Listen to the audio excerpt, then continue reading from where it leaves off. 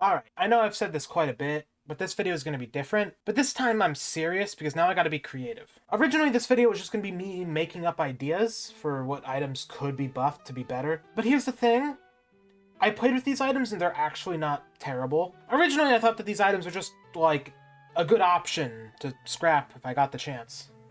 But after doing a run with essentially just these items, I can officially say they're decent, at least. Like, Berserker's Pauldron? I originally thought that this item was just a gimmick due to its high requirement of killing 4 enemies in less than a second of each other. But now, I see that it rewards AoE attacks by giving you a buff for taking out a group of enemies in a quick strike. Or Hunter's Harpoon, which I originally thought was a pretty bad mobility item. Hell, I'm pretty sure I even made it out to be one in the item video I did on it. But I see now it's not meant for long-distance mobility. It's meant to be a sudden burst of speed to help dodge attacks. So with this improved knowledge, I'm not exactly sure how I can rebalance some of these items without stripping them of their purpose. But there are still a few items I think I could buff and keep them in line with their original intentions, so let's begin. I'd say the first item that comes to mind is Topaz Brooch.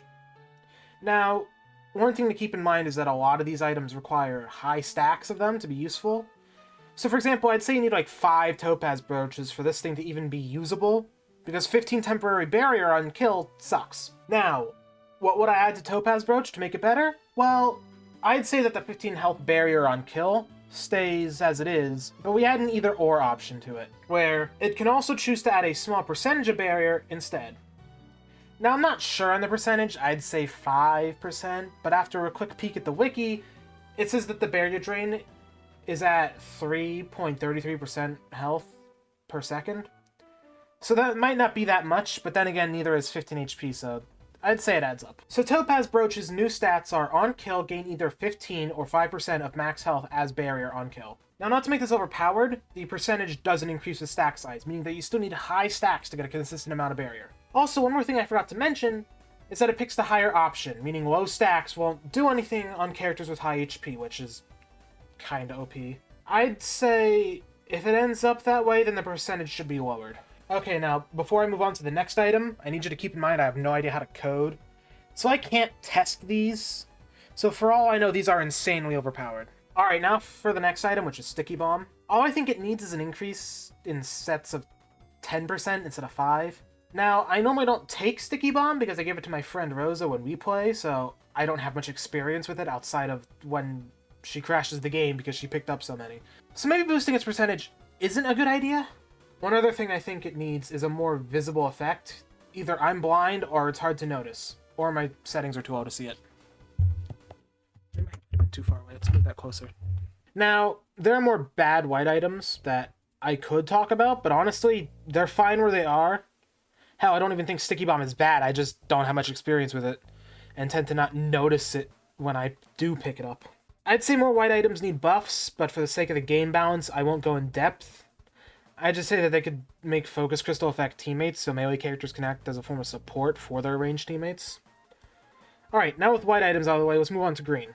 I'd say first up is Leeching Seeds, with a very simple change. Make it so the healing isn't proc chance based, because apparently that's a thing. Now this change shouldn't apply to Harvester Scythe, because realistically we don't need 2 green items that are almost identical, except one's just crit based and heals more.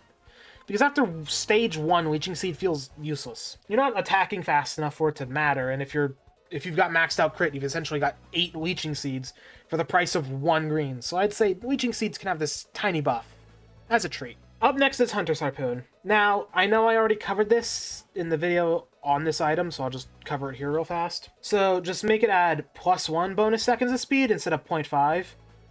I know I said earlier that it's meant for dodging, but I still think that adding an additional 0.5 seconds per stack is fine. Makes it worth keeping a few instead of needing like 5 to make it feel good late game. Alright, now Lepton Daisy. Another small change that's going to be a common theme in this video. I'm not doing anything crazy.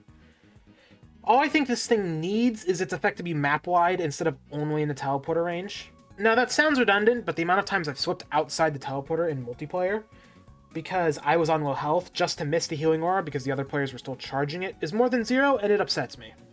Also, it can heal drones that flew too high, I guess. I don't know. Berserker Pauldron can also get a slight tweak, I guess. I know I mentioned it earlier, but I think it needs its own effect. Because it shares its effect with Gorg's Opus. or Gorag's Opus, whatever. And according to the wiki, they overlap, and can remove time off one another if used while another effect is active. Meaning if you had a drone with Gorg's Opus, it'll make your high stacks of Berserker's Pauldron pointless. Alright, a Squid Polyp, I guess. I'd just say the higher stacks should make it last longer. Maybe that might be too strong. I don't know. On to legendaries, I guess. Okay, I've got 3 items to talk about. So first off is Aegis. Now, I'd say Aegis is good, but because I buffed Topaz Brooch earlier, it's made Aegis less worth it. So here's a kind of crazy idea. What if Aegis either increased max barrier or slowed barrier drain? Making it work really well for barrier. Maybe make it only apply to the second stacks if you really want that boost, you need 2. Because either of those could be really strong, so forcing players to commit to it could make it a bit more balanced.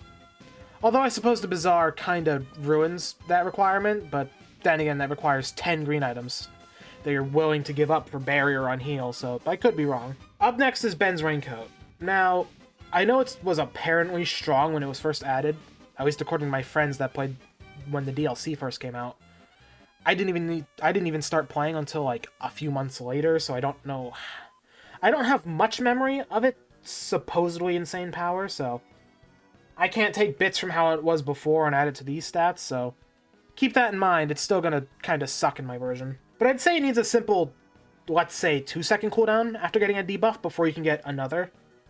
So kind of like the Spicicle from TF2, but for other effects. I'd say this simple change makes Ben's Raincoat a usable item, because at its current state, it really sucks.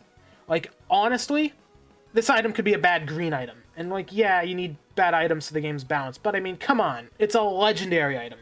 You're supposed to feel good picking one up. It's basically a game of Russian roulette. Speaking of roulette, Bottled Chaos. The one item I think needs a tier change. Yep, that's right, this baby's becoming a lunar item. Because it really feels like one. I mean, seriously, the amount of times I've turned into an egg when I use this item is insane. All it needs is the lunar equipment added to it, and it fits perfectly. And even then, it still wouldn't be good, honestly, if any item deserves a total rework. I'd say this one. Maybe you could get away with having it half equipment cooldowns, or reduce them in some way, as a kind of upside to what is essentially a downside. Now, there is one last item that I want to have the change made to. And it's a boss item. And if you're new here or didn't see the community post I made about it, then you're not going to guess what I'm talking about. This item I'm speaking of is Planula. And what change could I make to an item that is so simple and so balanced?